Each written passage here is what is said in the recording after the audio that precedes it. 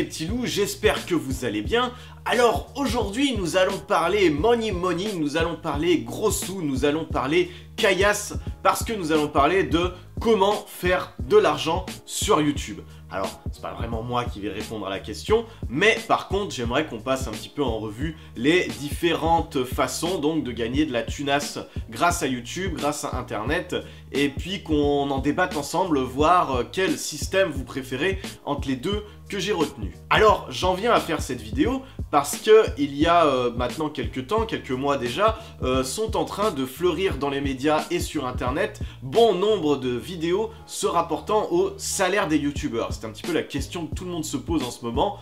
Combien peut gagner un youtubeur ? Alors, forcément, il y a des médias qui vont maximiser la chose, qui vont présenter YouTube comme étant le nouvel Eldorado, comme étant la grande conquête de l'Ouest où tout le monde peut s'enrichir pour peu que tu sois un petit peu sympa, que tu aies quelques compétences en vidéo et en montage et que tu te filmes dans ta chambre. Et puis d'autres, au contraire, vont chercher à minimiser ça. Alors moi, mon petit avis là-dessus, avis d'un youtubeur qui a à peine 300 abonnés, je vous le rappelle, qui voit un petit peu ça de loin, je pense quand même qu'il y a sacrément moyen de se faire du pognon grâce à YouTube. Alors on est d'accord pour dire que le modèle qui prévalait sur YouTube jusqu'à présent est aujourd'hui un petit peu caduque. Donc ce modèle, c'est celui de la rémunération au clic, donc qui se fait grâce à l'affichage des pré-rolls. Donc on avait un petit peu la base de 1 € tous les 1000 vues, donc ce qui voulait dire que pour se dégager un SMIC au mois, il fallait faire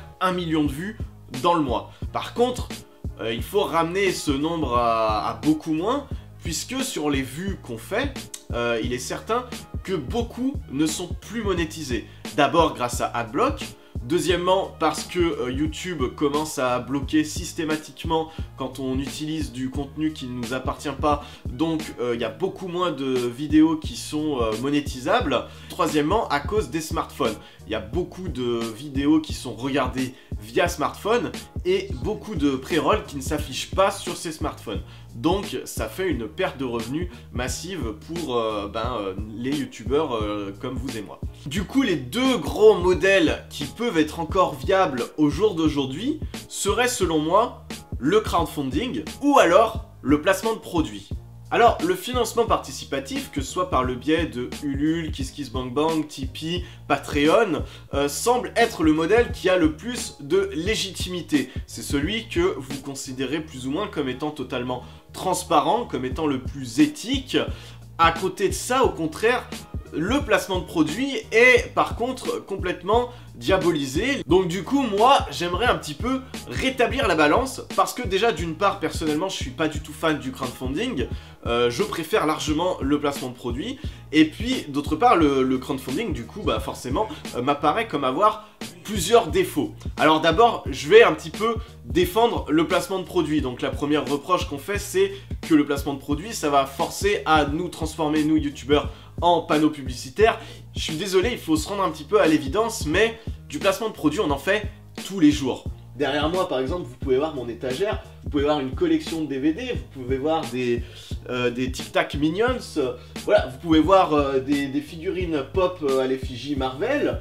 Bref, tout ça, c'est du placement de produit. Alors c'est du placement de produit qui ne me rapporte rien, c'est totalement bénévole, mais c'est un petit peu mettre en valeur des produits de mon quotidien, des produits que j'utilise dans la vie de tous les jours ou mon univers. Du placement de produit, mine de rien, on en fait tous. On voit plein de youtubeurs qui dénigrent totalement le placement de produit, et puis à côté de ça, qui sont H24 avec des t-shirts de geek à l'effigie de Star Wars, de Marvel, du Seigneur des Anneaux, ou que sais-je encore. Également, tous les gens qui font des petites reviews de produits culturels. Je suis désolé, quand on fait de la critique de cinéma, quand on dit d'aller voir tel film ou de ne pas aller voir tel film, c'est du placement de produit. Mine de rien, on encourage les gens à aller voir tel ou tel film, ou par exemple moi, bientôt, je vais vous sortir un Talking About sur une BD que j'ai lu dernièrement, que je vais vous recommander. Donc du placement de produit, on en fait tous, tout le temps, que ce soit rémunéré ou non. Du coup, dans le monde dans lequel on vit, est-ce que ce serait vraiment grave si un produit que moi j'ai apprécié, que j'ai dans la vie de tous les jours,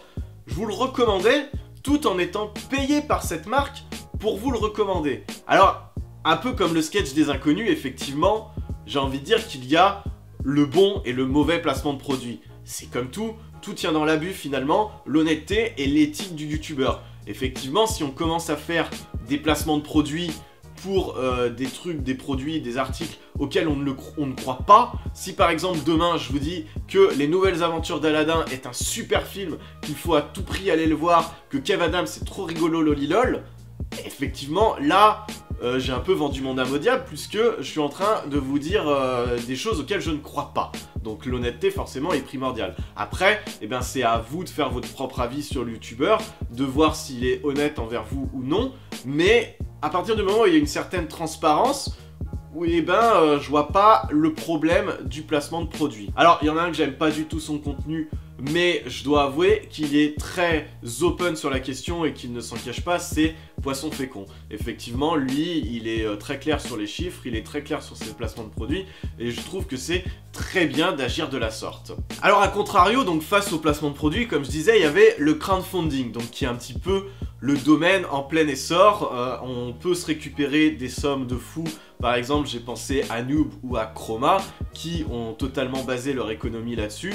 Et puis, il y a plein d'autres youtubeurs, y penser, Usul, le Fossoyeur de films, Durandal et que sais-je, qui font vraiment leur salaire grâce à Tipeee. Moi, c'est un truc, j'ai un petit peu du mal, et ce pour plusieurs raisons. La première raison, malheureusement, c'est l'abus. On ne compte plus le nombre de projets bidons que l'on voit fleurir sur Ulule. Des gens, entre guillemets, photographes, qui vont avoir un book de 300 photos, qui vont en somme se demander de se faire payer leurs vacances à New York ou je ne sais pas où, pour aller, soi-disant, faire un reportage photo.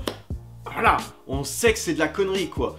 Donc déjà, par rapport au placement de produits, vous, en tant que consommateur, vous prenez un risque par rapport à ces gens-là. Vous donnez pour ne peut-être avoir jamais de retour sur investissement.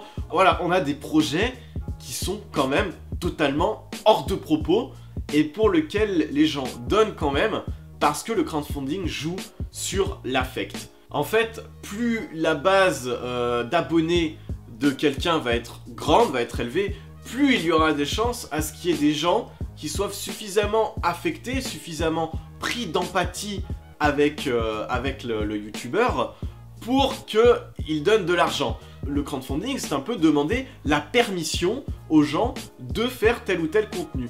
Et au final, la personne qui fait du crowdfunding n'est pas du tout libre comme elle pourrait l'imaginer. Ce n'est pas vrai, elle est tributaire de ce que pensent d'elle déjà ses abonnés. Donc il faut un petit peu caresser les gens dans le sens du poil.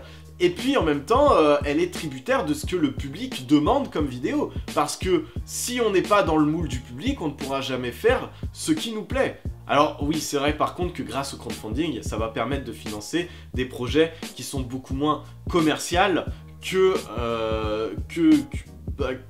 ce que pourraient réclamer les marques. Si par exemple demain je veux faire un truc totalement starbé, ultra violent ou je ne sais quoi, peut-être qu'aucune marque ne voudra s'associer à mon projet et que là le crowdfunding sera plus ou moins obligatoire. Comme je disais un peu plus avant, c'est toujours comme le sketch du chasseur, il y a le bon crowdfunding et le mauvais crowdfunding. C'est aux gens de faire un petit peu la part des choses.